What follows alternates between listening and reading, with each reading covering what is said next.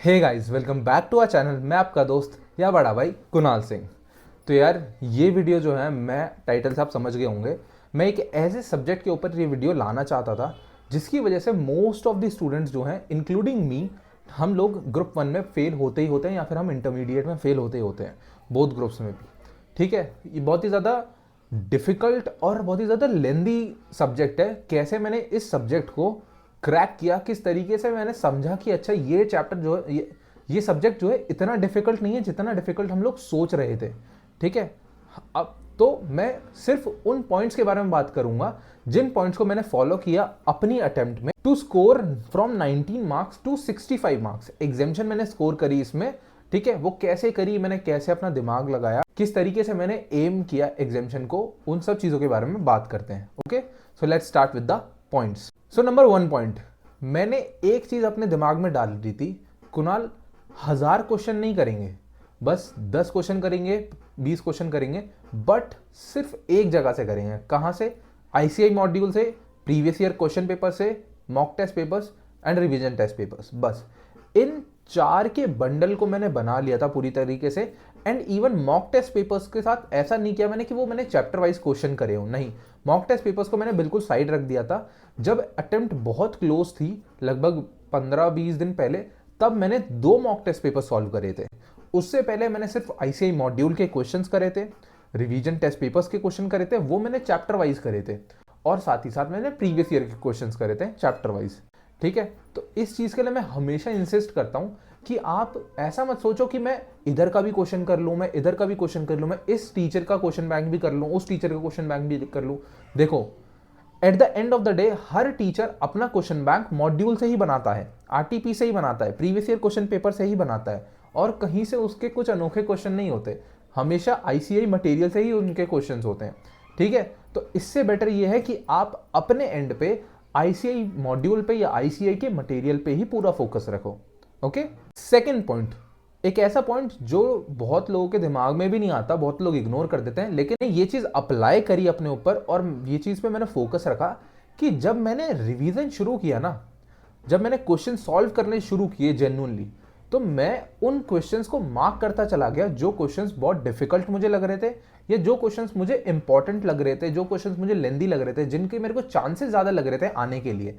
Even जो question previous year में आ चुके थे ऑलरेडी, उनके बारे में भी मैं देख रहा था। हर कोई बोलता है पहला रिवीजन जो होता है वो सबसे ज्यादा डिटेल्ड रिवीजन होता है, और वो होना भी चाहिए। आपकी पूरी कॉन्सेप्ट क्लैरिटी, उसमें ज्यादा से ज्यादा क्वेश्चन सॉल्विंग, हर चीज होनी चाहिए। इसलिए कोशिश करो जब आप अपना पहला रिवीजन करोगे, उसमें मार्क करते हुए चलना कि अच्छा, ये क्वेश्चन कुणाल मुझे इंपॉर्टेंट लगा, ये क्वेश्चन मुझे बहुत डिफिकल्ट लगा, तो मैं इसको नेक्स्ट रिवीजन में जरूर करूंगा। और इंपॉर्टेंट क्वेश्चन में उन क्वेश्चन को जरूर रखना कुछ ऐसे जिसके अंदर एक पर्टिकुलर चैप्टर का कोई ना कोई ऐसा क्वेश्चन होता है जिसमें मेजॉरिटी ऑफ कॉन्सेप्ट जो है कवर हो जाते हैं। नाउ थर्ड पॉइंट, अब अगर आप किसी और टीचर के किसी मटेरियल को यूज कर रहे हो, तो मैं आपसे इंसिस्ट करूंगा कि आप एक चीज को जरूर लेके आना, दैट इज चार्ट बुक। किसी भी टीचर की, किसी भी सब्जेक्ट की, हर कोई चार्ट बुक या फिर कॉम्पैक्ट बुक, ये जो है हर टीचर अपनी बना के रखता ही रखता है। तो जो टीचर आपको अपने लिए सूटेबल लगे उस पर्टिकुलर सब्जेक्ट की, आप वो ला सकते हो। अब मैं ये क्यों बोल रहा हूं? ये मैं बोल रहा हूं रिवीजन पर्पस के लिए। मैं कह रहा हूं बहुत ही ज्यादा इजी कर देते ये आपके रिवीजन को। देखो, हमें at the end of the day देखना है कि हम 1.5 दिन में कैसे रिवाइज करें इतने बड़े सब्जेक्ट को। ठीक है, और टैक्स जैसा सब्जेक्ट तो वैसे ही इतना बड़ा है कि बस क्या ही बोले। तो अगर मैं आपको सजेशन दूं तो डीटी में जो मैंने यूज किया था, कोई प्रमोशन नहीं है, कुछ नहीं है, मैं बस बता रहा हूं जो मैंने यूज किया था।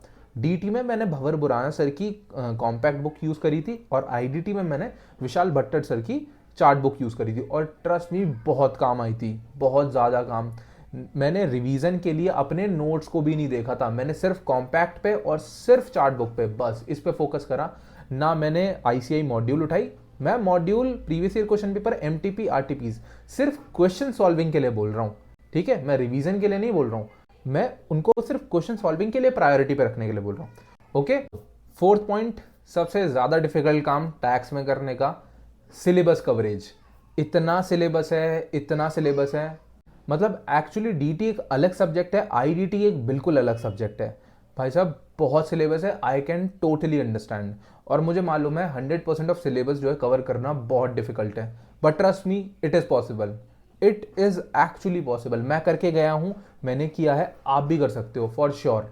ठीक है, कोई कोई ऐसी इम्पॉसिबल वाली चीज़ नहीं है, आप आराम से कर सकते हो। बस आपको जो है अच्छी प्लानिंग की, सही तरीके से आगे बढ़ने की ज़रूरत है।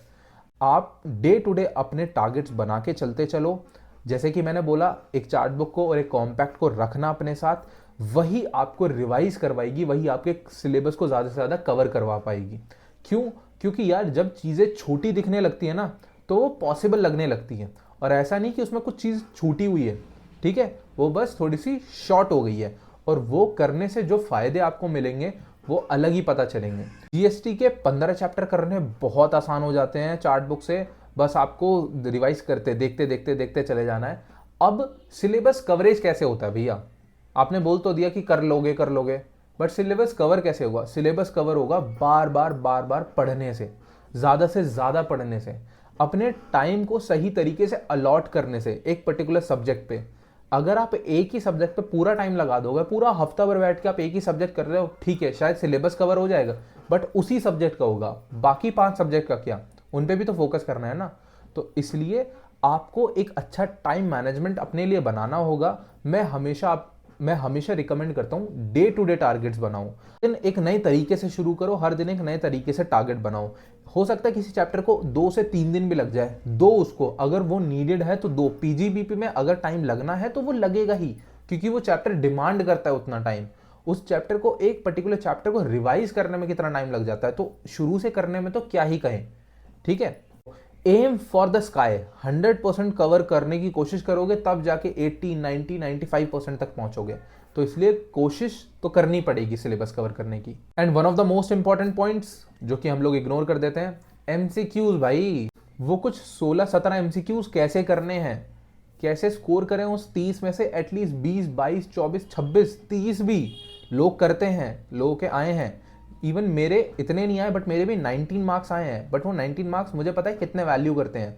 अगर 2-4 मार्क्स भी इधर उधर होते तो एग्जामिशन नहीं आती मेरी।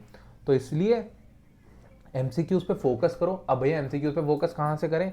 भाई एमसीक्यू के लिए मैं तो बस एक ही चीज़ बोलूँगा, आईसीए ने इतनी बढ़िया चीज़ करी है, अपनी प्रीवियस ईयर के अटेम्प्ट की बुकलेट जो है आपने दे ही दी है घर ले जाने के लिए, नेट पे भी पड़ी हुई है। भाई उनके क्वेश्चंस क्यों नहीं सॉल्व कर रहे? जैसे एक सब्जेक्ट रिवाइज होता है, उनके क्वेश्चन सॉल्व करो। एक प्रीवियस अटेम्प्ट की एमसीक्यू बुकलेट को लगा दो। जैसे इस डीटी खत्म हुआ, एक बुकलेट लगा दी। जैसे आईडीटी खत्म हुआ, एक बुकलेट लगा दी। बीओएस पोर्टल पे सीधे सीधे आपको डाल के दे रखा कि भाई एमसीक्यू की प्रैक्टिस करो। सब्जेक्ट में चैप्टर वाइज इवन लेवल भी आप चूज कर सकते हो, वो क्यों नहीं कर रहे? उस चीज को करो। ठीक है, तो एमसीक्यूज पे अच्छे से अच्छा फोकस रखना। And last but not the least, believe in your self. भाई अपने अंदर भरोसा रखो, आप आराम से कर लोगे, आप कर सकते हो। देखो, मैनिफेस्ट करते रहना। अगर मैनिफेस्ट नहीं करोगे ना, कुछ नहीं होने वाला। मैं आपको अपनी एक स्टोरी बताता हूँ, बहुत छोटी सी। जब मैंने अटेम्प्ट की तैयारी जेन्युइनली शुरू करी थी ना, कॉलेज खत्म होने के बाद जब मैंने जेन्युइनली शुरू करी थी, तो मैंने रिएक्शन वीडियोस देखी थी, और मेरे को ये था कि यार कुणाल, ये रिएक्शन चाहिए, ये जेन्युइनली रिएक्शन चाहिए, और इसे मैं रिकॉर्ड करूँगा। और आप देख सकते हो मेरे यूट्यूब पे भी, मेरे इंस्टाग्राम पे भी, दोनों पे वो रिएक्शन वीडियोस पड़ी हुई हैं। और वो चीज़ शायद मेरे को तो इंस्पायर करी, मेरे को तो मोटिवेट करी। पता नहीं कितने लैक्स ऑफ पीपल को, जिन लोगों ने उस वीडियो को देखा होगा, कितनों को इंस्पायर करी होगी, कितनों को उस वीडियो ने मोटिवेट किया होगा। जैसे कि मेरे को मोटिवेट किया था कुछ और लोगों की वीडियोज़ को, मेरे सीनियर्स की वीडियोज़ ने। बस हार मत मानना, अपने लिए और अपनी फैमिली के लिए करो। Okay, so that's it from this video.